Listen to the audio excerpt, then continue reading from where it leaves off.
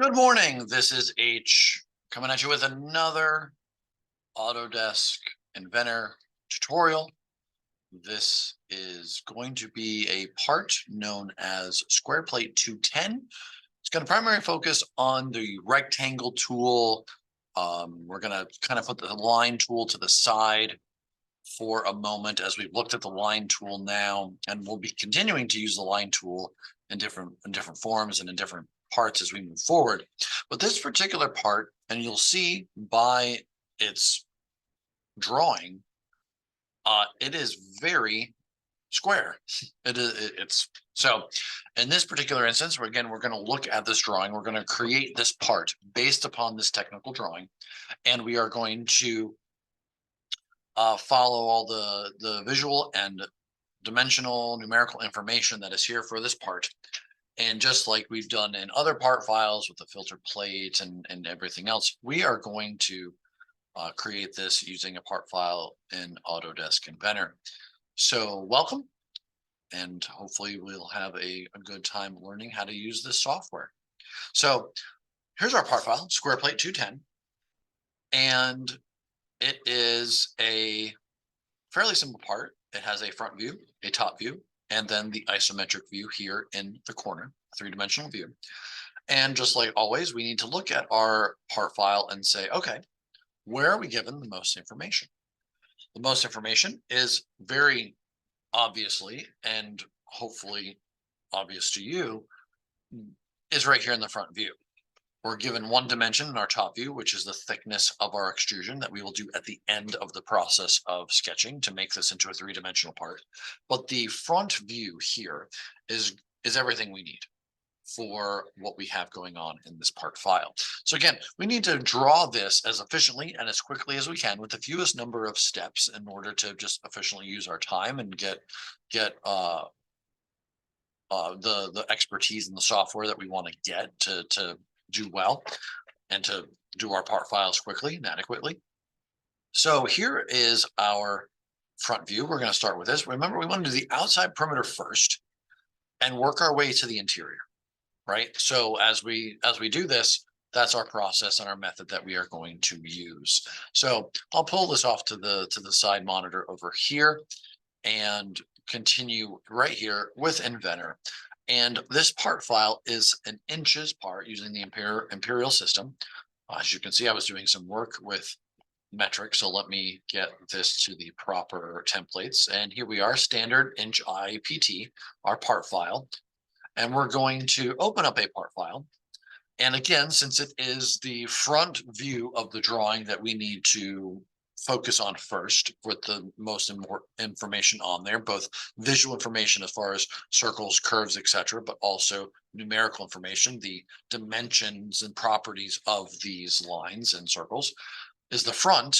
So when we start our sketch, we're going to focus on the front plane, which is the XY plane of the software. So we start our 2D sketch, we come down here to the XY plane, we click on that plane, and it expands into this sketching environment. Again, this is the x-axis that goes across horizontally, the y-axis vertically, just unlike mathematics. And our point right here, this is 0, 0, x is 0, y is 0. That's called the origin point. And we're going to start actually right there at origin for this particular part. Now, in a previous video, in a previous object we did, we talked about a starting point. A good starting point would be in the bottom left-hand corner of a part file. And as a general rule, that is good, but just like all general rules, there always are exceptions to that rule that prove the rule, that prove that it is a good rule. There's always exceptions to that rule. And this particular part is an exception to that rule. The main reason why is because we have a center point. We have a center point of this whole file. And the squares are centered on that center point, right? So if we start at the bottom left-hand corner, which of course we could, right? There are multiple ways to get to the end and still have the right answer, just you've chosen a different pathway, different journey to get there. So You could use the line tool and go line, line, line, line, and make a square that way. That's absolutely fine. There's no reason not to, except if you want to be faster, except if you want to be more efficient with your time.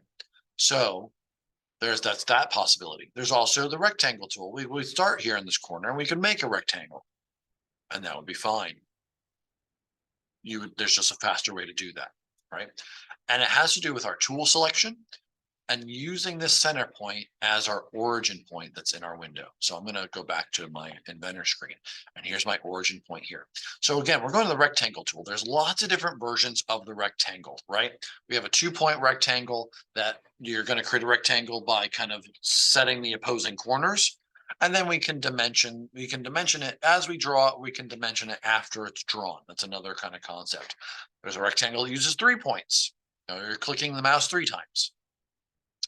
There's a 2-point center rectangle. And this is where we kind of slow down, because this is an important tool for this particular object, for this particular part, square plate 210, because it has a center point. So just like the circle tool, where we could click the middle of the circle and expand outwards from the middle, from that center point, this rectangle tool does the same. And this is the key tool to making this part as efficiently as possible with the use of our time. So if we go to rectangle, we go to the origin point, we're clicking the origin and expanding out. You see what happens here, right? It's expanding outwards, and we have dimensions. We have 2 dimensions. We have a horizontal dimension and a vertical dimension for the square, right? In our drawing, it says it is a 5-inch square. Fantastic. That's the outside perimeter of the whole thing. So we hit 5, and then the tab key on the keyboard goes to the other text box, the other box that we need a dimension for. So right now it says 0.440. We need to change that to 5 as well, and then hit enter. And so what I'm still in the rectangle tool. I've made it, but as you can see, I'm really zoomed in. So if I zoom out with a mouse wheel, if you have a mouse wheel on your mouse, you can zoom out and get it just like that. The other way to do it, if you're zoomed in, you can hit the front view in the view cube. It zooms out for you. No big deal. There's other ways to get there, but those are the 2 primary that I use, the mouse wheel, and then hitting the front view on the view cube itself to get the best view. I'm going to hit the escape key. The escape key is going to take me out of the square tool. Notice the rectangle tool, is no longer highlighted. So we're no longer active in a tool. So we can just kind of verify that we have what we need here. We have a 5-inch square. It is fully constrained. It has a center point. So again, because we use the origin at the center point of this square, we do not need to define where the square is in space, right? We have its horizontal length, its vertical height, and we know where the center point of the square is. It is at 0, 0. So Inventor knows, the software knows where this square is. Important idea, important concept to understand. So now we need to work on the internals, right? The internals, there's another square right here in the same center point, according to the drawing here. That's a 2.5-inch square. So I'm going to do the same thing. I'm going to go in here, find the same center point, 0, 0. It's that green dot, works out. And I'm going to go make my dimensions 2.5. Then hit the tab key on the keyboard, 2.5 again. Hit enter, boom. We got our internal square. And we're looking good.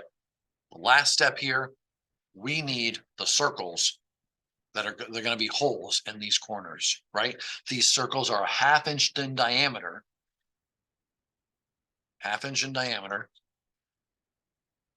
and they're all over. They're all around in every corner. Again, remember the rule. We need a diameter. We're going to need a placement, height, X value, Y value for each one of these circles. So there's 4 circles. We should have some dimensions that are needed, as you see. Now, the reason it says 4 and not 8 is because this circle was made on this line, this construction line that's here. Now, this might be an issue. Might be an issue in a minute, but we'll see. We'll see what happens. So we need to we'll dimension this circle first. We need to dimension from this outside line here to this center circle. This is a 1/2 inch. Then we're going to check the top to this circle this way. This also should be a 1/2 inch. Now, if you ever see this message, adding this dimension will over constrain the sketch. Choose accept to create a driven dimension. Now, a driven dimension is a dimension that is determined mathematically by all the other existing constraints, dimensions, everything about the sketch is saying this dimension you're about to make can only really be mathematically one possibility. It is driven, it is controlled by the others. Think of it like you're in a car and you're either driving the car and in control or you're being driven and you have no control over where that car really goes, right? You're not the driver. So a driven dimension is being controlled by the other dimensions and other constraints and rules that the lines and all the other entities in the sketch are following and have to follow. So if we hit accept, you're going to see this difference, right? So here's the difference here. I'll right click and click OK there to kind of clear the selection out. But a driven dimension is in parentheses, just like this. It's determined by other things. And really it's determined because this is 0.5 already. And this center point of this circle was made on this construction line. It was made on the line that was put in there when we made the squares from the square tool, right? And that's okay. It works. It's perfect. It has the right dimensions and we're good. So we can dimension this other circle here, 0.5. And that's actually now done. Because if we did this other one, if we did the height, it's going to do the same thing. Driven dimension. Boom. We don't need this. We'll leave it. Why not? We'll leave it. But it's not necessarily needed to be added to the sketch. It's redundant. So we'll do the same thing here. So we'll do this to this edge here. This is 0.5. That's now done. We need one more dimension, which is this edge to this circle here. This is 0.5. I'll right click and click OK. And this is the finished sketch of square plate 210. It has all the dimensions. It is fully constrained, as we see here. Has all the dimensions needed, all the information, all the constraints needed. Again, very quickly, efficiently done. The sketch is done because of the use of the right tool, right? Tool selection when creating the sketch becomes important, right? So the rectangle tool, we use a 2-point center, and we use the center mark, the origin mark, as our creation point for these entities, right? So this is fantastic. We can finish the sketch. It does all the zoom thing it needs to do. Let's expand it back out again so we can actually see what we're doing. And again, we're looking at the extrude tool. Extrusion, we're adding 3D material. Now remember the extrusion tool, it adds 3D material to any profile closed in shape, right? So we have multiple profiles here. We have this profile, which is this internal square. We have this profile, which is what we are going to extrude. And then each one of these circles is its own profile as well. And actually, if we collect this circle, this square here, this is a profile, but it includes like everything else on the inside of it too, the whole outside boundary. So you got to be careful when you select and what profile you're selecting in order to extrude. So we want to select this profile here because we don't want to extrude the internal sketch, the profile of the square, the 2.5-inch square. We want that to remain open as a whole, and we want those 4 holes to remain open, those 4 circles to remain open. So we click on that, and the value we're given here for the extrusion from our top view in our drawing is 0.25 inch, so 1/4 of an inch. So we change that. That's our extrusion size. So we make sure that our distance is there, and it is a solid. Profile selected, sketch plane is selected. We can click OK. And that right there is the finished square plate 210. If I go to the eye property, so again, going to the part name here, right clicking and going to eye properties, going to my physical tab and updating this. Now that we finished, we can update. And right here, the mass, this is what we need right here. This is to verify your answer is correct, your part file is correct. And that is 0.162 pound mass. So if you have that as your pound mass for creating this part file, got it good. You got it. You're good. It's in generic material. So there is square plate 210. Thanks for watching. Have a wonderful day.